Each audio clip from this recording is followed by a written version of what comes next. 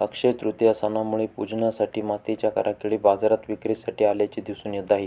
मात्र सध्याच्या आधुनिक युगात मातीच्या कराकेळीच्या खरेदीकडे व पूजनाकडेही दुर्लक्ष होऊ लागल्याचेही दिसून येत आहे. थंड पाण्यासाठी जारचा वापर होत आहे, त्यामुळे आपोआप मातीच्या कराकेळी माठ रांजण हळूहळू बाजूला जात आहे. कच्च्या मालाचे भाव वाढल्यामुळे कराकेळी माठाच्या किमती वाढल्या आहेत. मात्र त्यामुळे विक्री होत नसल्यामुळे हा व्यवसाय हळूहळू कमी होऊ लागल्याची खंत रूई येथील कुंभार कारागीर रामनाथ रंगनाथ वाकचौरे व संतोष भास्कर वाकचौरे यांनी सत्तेचा महासंग्रामकडे व्यक्त केली आहे.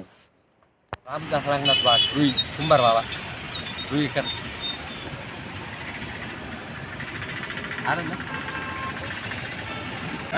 हे आता अक्षय तृतीयाचा सण आहे, 12 महिन्यातून येतो आपल्या इथं.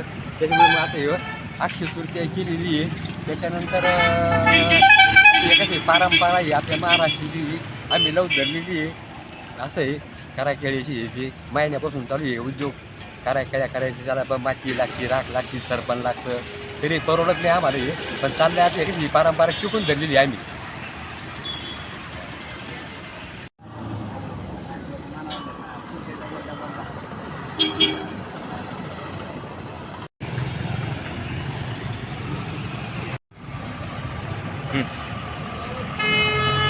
संतोष भास्कर वाकचौरे कुंभार सर. आता हे आज रविवारी अक्षय तृतीया आहे.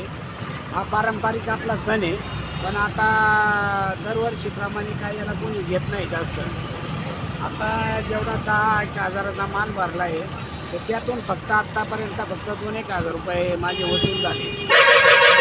वसूल झाले नाही. आम्ही रात्रंदिवस काबार कष्ट करून हा संस्कृती टिकवण्याचा प्रयत्न करतोय. पण आजकाल आजच्या युगात कोणी कमी जाती कोणी घ्यायचं नाही, लुप्त होत चाललं आहे. दिवसेंदिवस या गोष्टी लुप्त होत चालल्या आहे.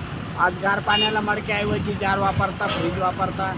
म्हणजे आजकाल जे नैसर्गिकरित्या जे थंड पाणी भेटायचं मडक्यातून, ते आजकाल भेटू नाही राहिलं. तर आज कष्ट करूनही आम्हाला म्हणावं तो मोबदला भेटत नाही. तर यातून सरकारने काहीतरी आमच्याबद्दल आपुलकी दाखवावी. प्रतिनिधी राजकुमार गडकरी, शिर्डी.